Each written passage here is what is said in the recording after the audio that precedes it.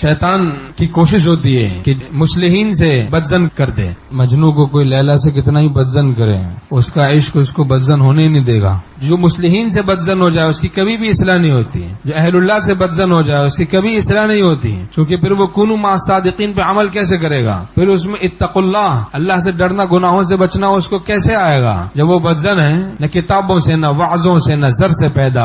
دین ہوتا ہے بزرگوں کی نظر سے پیدا. اب اہل اللہ ہی سے بدزن ہے، اب کدھر جائے گا بھائی؟ کہاں اصلاح ہوگی؟ گھر بیٹھے تو اصلاح نہیں ہوگی، پھر گمراہ ہوتا جاتا آدمی. اہل حق کے مسلک کی بنیاد دو چیزوں پر ہے، کتاب اللہ اور صحبت رجال اللہ. جنہوں نے قرآن و حدیث کو چھوڑا وہ بھی گمراہ ہو گئے، جنہوں نے اہل اللہ کی صحبت کو چھوڑا وہ بھی گمراہ ہو گئے. ہمارے اکابر کا یہی طریقہ ہے. اہل باطل کا یہ طریقہ ہے دین سے دور رکھنے کا. علماء حق اور اہل اللہ سے متنفر کر دو، مصلحین سے متنفر کر دو، نفرت ڈال دو. کوئی ایک بات ایسی ڈال دو کہ تاکہ وہ دور رہیں. دور رہیں گے تو محروم رہیں گے. ہم لوگ اگر اہل اللہ سے، وہیں ابلیس رکھ دیتا ہے بم لطف معاصی کا، جہاں تعمیر تقوی کی عمارت ہونے لگتی ہے. تو جہاں دیکھتا ہے کہ وہی تقوی میں بڑھ رہا ہے، بدگمانی کا بم رکھ دیتا ہے یا بد نگاہی کا بم رکھ دیتا ہے. تو بس یہ بد نگاہی، بدگمانی، یہ امراض ایسے ہیں جس سے بہت سے لوگ اہل اللہ سے دور ہو گئے. گناہوں کو اوڑھنا بچھونا مت بناؤ، ہمارے شیخ رحمۃ اللہ نے فرمایا، ورنہ صحبت اہل اللہ چھوٹ جائے گی. گناہوں کو اوڑھنا بچھونا بنانے سے آدمی شقی ہو جاتا ہے، شقی بدبخت ہو جاتا ہے، بدبختی پکڑ لیتی ہے. گناہوں کو اوڑھنا بچھونا نہیں بنانا. یہ ادب بڑی چیز ہے.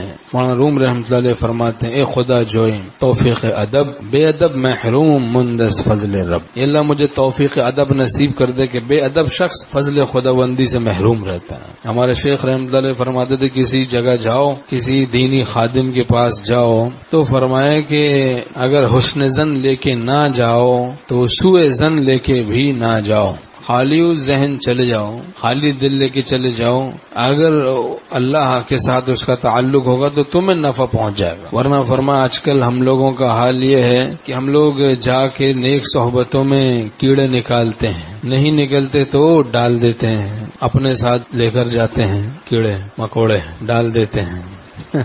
اب گیا شیخ کے پاس، پیر کے پاس گیا، فائدہ ہو رہا تھا اس کو، اللہ کا تعلق بڑھ رہا تھا. اب شیطان نے دیکھا اس طرح اس کو فائدہ ہوتا رہے گا، یہ تو ولی اللہ بن جائے گا، اللہ والا بن جائے گا. اب اس نے فوراً بدگمانی کا دل میں بم رکھنا شروع کر دیا. ارے بھائی یہ کیوں ہو رہا ہے؟ یہ کیوں لوگ ہنس رہے ہیں؟ یہ کیوں اس طرح سے ہو رہا ہے؟ یہ سو کیوں رہے ہیں؟ اور فلاں کیوں ہو رہا ہے؟ یہ کیوں؟ بھائی اپنے کام سے کام رکھو، اپنے کام سے کام رکھو، اپنی اصلاح کے لیے آئے ہو، اپنی اصلاح کراؤ، بس بے ادبی گستاخی سے بچو. تو یہ شیطان کا چکر ہوتا ہے. شیخ کے بارے میں بدگمانی ڈالتا ہے، کسی ماحول کے بارے میں بدگمانی ڈال رہا ہے. اور بھائی کسی پیر نے اپنے مریدوں کے سارے اعمال کا کوئی ٹھیکہ تھوڑا لیا ہوا ہے؟ بھائی وہ جو اس کا مرید ہے تو اس کا مرید ہے، تو اس کے پیر کو کیا پتا وہ کیا کر رہا ہے؟ چکر باز مرید ہے تو ساری ذمہ داری پیر پہ تھوپتے ہیں. او بھائی اس پیر کو کیا پتا وہ اپنا آرام کرے گا یا ان بدماشوں کو دیکھتا رہے گا. وہیں ابلیس رکھ دیتا ہے بم لطف معاصی کا، جہاں تعمیر تقوی کی عمارت ہونے لگتی ہے. تو اس شیطان کے چکر سے بچنا ہے. اپنے دماغ دل کو ٹھیک کریں، درست کریں، تواضع سے رہیں، تواضع کے ساتھ اپنی رائے کو فنا کر کے.